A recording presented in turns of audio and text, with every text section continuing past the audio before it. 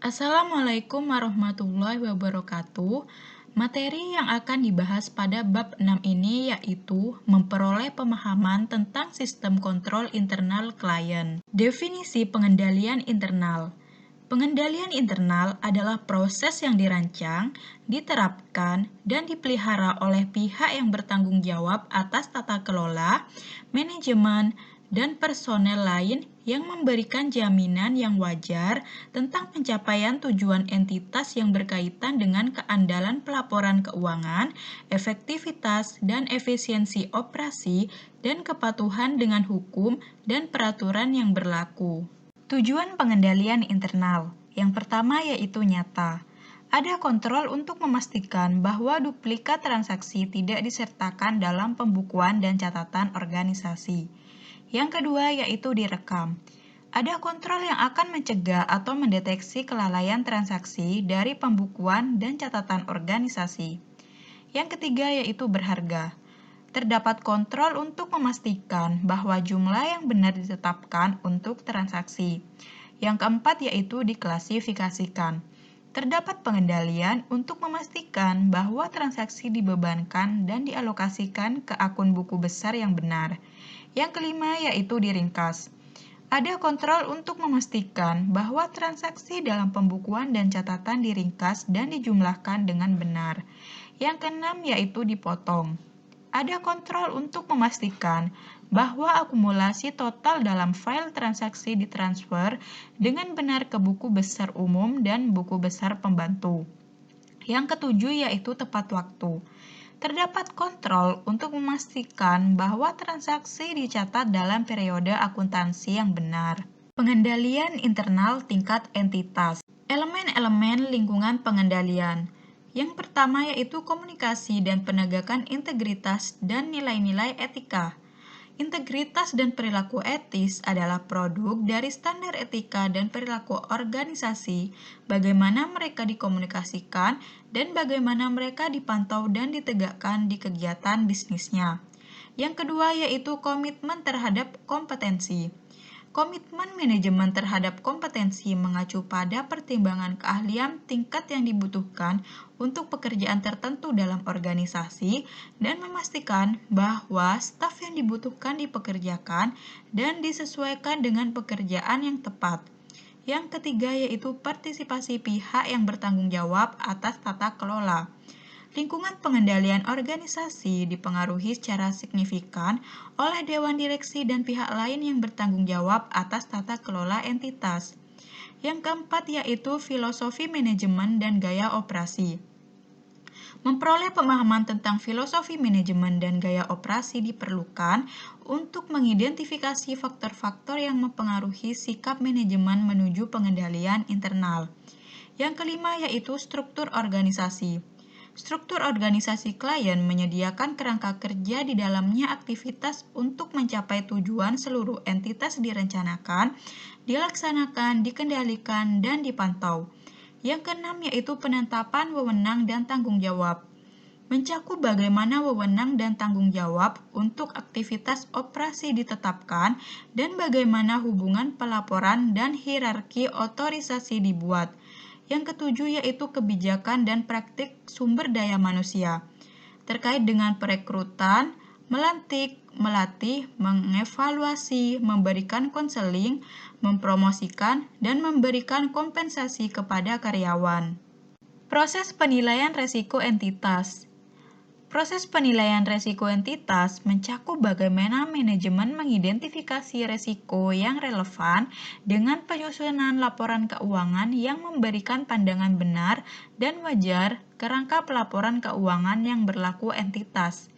Tujuan dari proses penilaian resiko entitas adalah untuk menilai gabungan resiko inheren, pengendalian, dan deteksi untuk mengevaluasi kemungkinan terjadinya salah saji material dalam laporan keuangan. Sistem informasi dan komunikasi.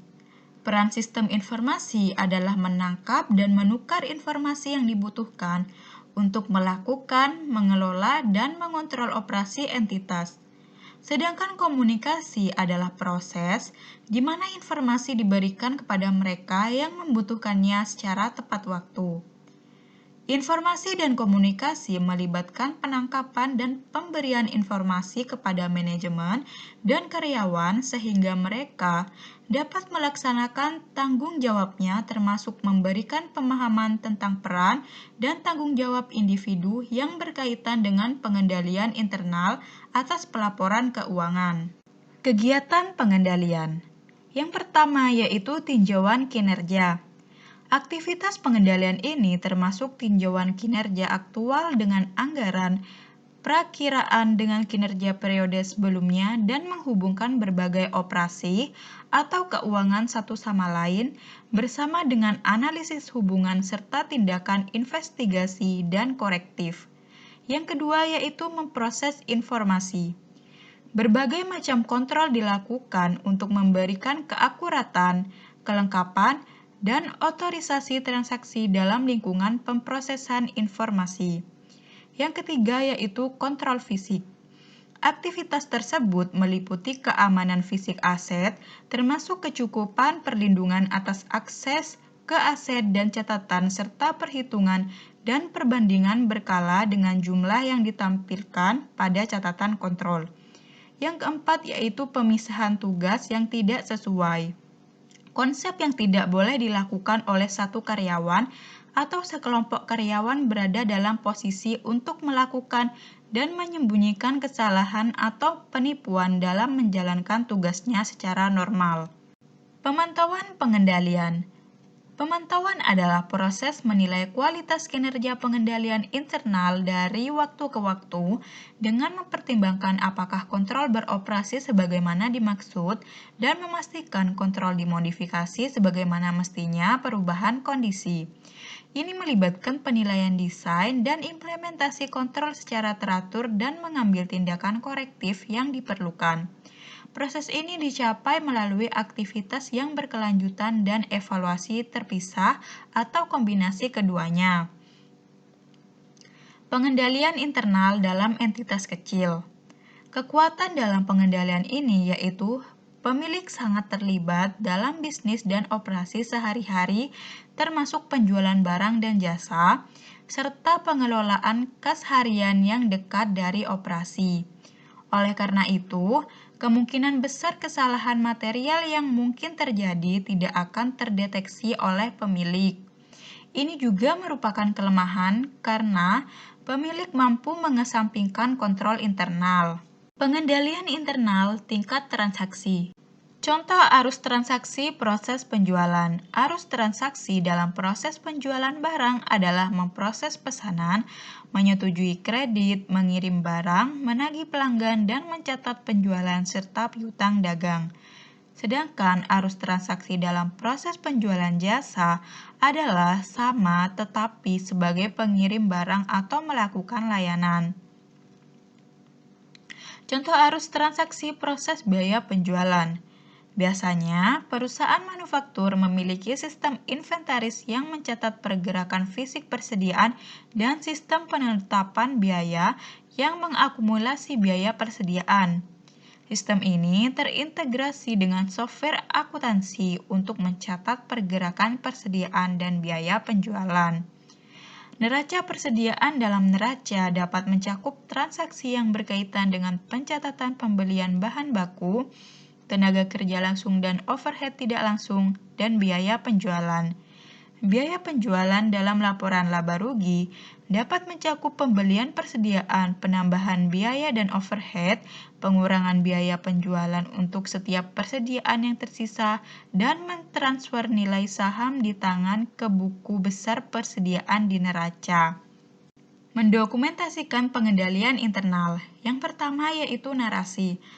Adalah bentuk dokumentasi yang paling umum, terutama di lingkungan yang lebih kecil di mana aktivitas akuntansi dan pengendalian internal sederhana atau di mana aliran transaksi tertentu relatif sederhana dan mudah. Yang kedua yaitu diagram alur dan diagram logika. Bentuk dokumentasi ini digunakan dalam bentuk yang lebih besar dan lebih kompleks lingkungannya. Yang ketiga yaitu kombinasi narasi dan diagram alur. Bentuk pendokumentasian kontrol internal biasanya halaman dibagi menjadi dua, bagian dengan diagram alur proses di sisi kiri, dan narasi mendeskripsikan setiap langkah dalam aliran di sisi kanan. Yang keempat yaitu daftar periksa dan kuesioner yang telah diformat sebelumnya. Daftar periksa atau kuesioner pengendalian internal adalah hal lain teknis yang digunakan untuk secara sistematis mengidentifikasi jenis yang paling umum dari prosedur pengendalian internal. Mengidentifikasi kekuatan dan kelemahan dalam sistem pengendalian internal. Auditor mengenai pengendalian internal mereka biasanya fokus pada bidang kelemahan yang diidentifikasi. Ini karena kelemahan itulah yang meningkatkan risiko salah saji material tidak terdeteksi oleh proses dan kontrol manajemen. Auditor biasanya melakukan pengujian substantif tambahan untuk mengukur kesalahan penyajian material. Surat manajemen. Surat manajemen adalah penyampaian yang disiapkan oleh tim audit dan diberikan kepada pihak yang bertanggung jawab atas tata kelola. Surat manajemen membahas kelemahan pengendalian internal dan hal-hal lain yang ditemukan selama audit berlangsung. Tujuan dari surat manajemen untuk menginformasikan klien tentang rekomendasi auditor untuk meningkatkan internalnya kontrol. Sekian pembahasan materi kali ini. Terima kasih. Wassalamualaikum warahmatullahi wabarakatuh.